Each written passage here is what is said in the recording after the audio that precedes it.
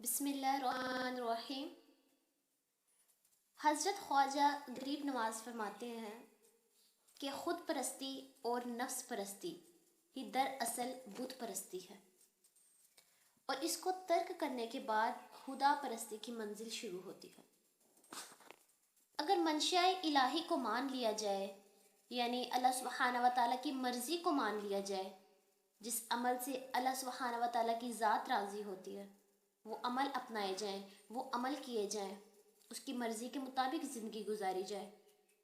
نہ زندگی کا ڈر رہتا ہے اور نہ ہی موت کا خوف رہتا ہے۔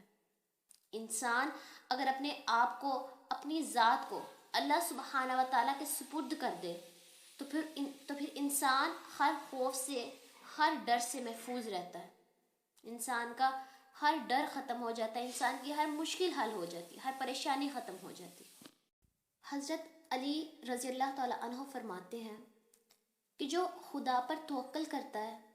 اس کی مشکلیں آسان ہو جاتی ہیں۔ انسان جب گناہ پر گناہ کرتا ہے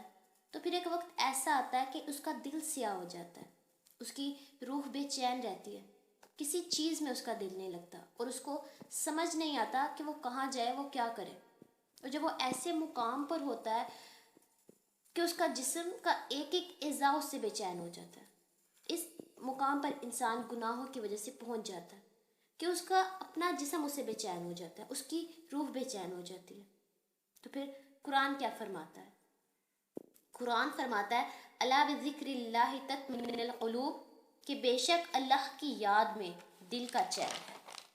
بے شک ایسا ہی ہے۔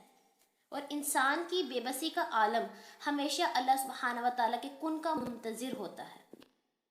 اور وہ چاہتا ہے کہ اللہ سبحانہ و تعالیٰ جو مہربان ہے، جو رحیم ہے، اس کو فیکن کا نظارہ دکھا دے۔ انسان اگر گناہ گار ہے، دین سے دور ہے، اللہ سبحانہ و تعالیٰ کی عبادت سے دور ہے، اس کا دل بے چین ہے، اس کی روح بے چین ہے، وہ توبہ طلب نہیں کر رہا خدا سے، اور اگر توبہ کیے بغیر ہی،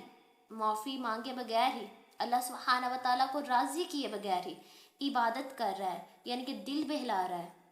تو پھر اس کی عبادت کسی کام کی نہیں۔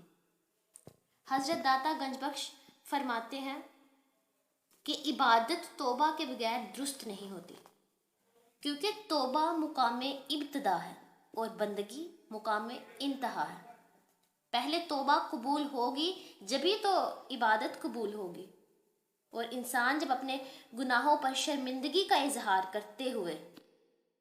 اللہ پاک سے توبہ طلب کرتا ہے، اللہ سے معافی مانگتا ہے، اور معافی مانگنے کے بعد عبادت میں مشغول ہو جاتا ہے، تو پھر وہ احساس بہت الگ ہوتا ہے جب اللہ سبحانہ و تعالیٰ کی محبت کو محسوس کرتے ہوئے، اس کو فیل کرتے ہوئے آنکھوں سے آنسو بہتے۔ اسی لیے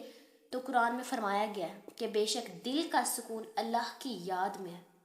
انسان جب گناہ کرتا ہے اور اس کی روح بے چین ہوتی ہے، تو جانتے ہیں اس کی روح بے چین کیوں ہوتی ہے؟ اس کی روح بے چین اس لیے ہوتی ہے کیونکہ روح کو بھلا دنیا کی چیزیں کیسے اچھی لگ سکتی ہیں؟ وہ تو اللہ کے دربار سے ہو کر آتی ہے، تو اس کو دنیا کی چیزیں کیسے اچھی لگ سکتی ہیں؟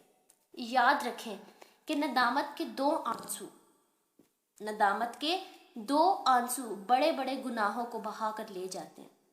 اور اگر آپ اپنے گناہوں پر شرمسار ہیں، اللہ سے معافی مانگ رہے ہیں اور اللہ کی عبادت کر رہے ہیں،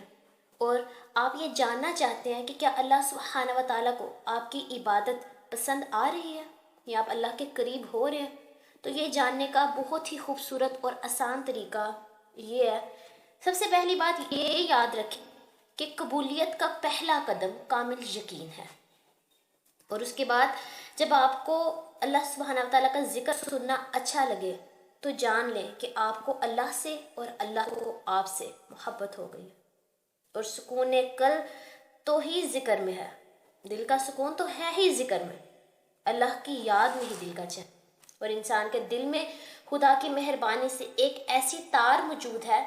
کہ وہ لوٹ کر خدا کی طرف ہی آتا ہے، اور ایک دن ضرور آتا ہے، چاہے وہ کسی بھی روپ میں ہو۔ تو جملہ بہت چھوٹا ہے مگر بہت قیمتی ہے کہ ابھی بھی ہے، اللہ کی طرف آ جاؤ اس سے پہلے کہ وہ تمہیں اپنی طرف بلا لے۔ اللہ سبحانہ و تعالیٰ سے دعا ہے کہ وہ ہمیں نیک کام کرنے اور گناہوں سے دور رہنے کی توفیق عطا فرمائے. آمین. جزاک اللہ.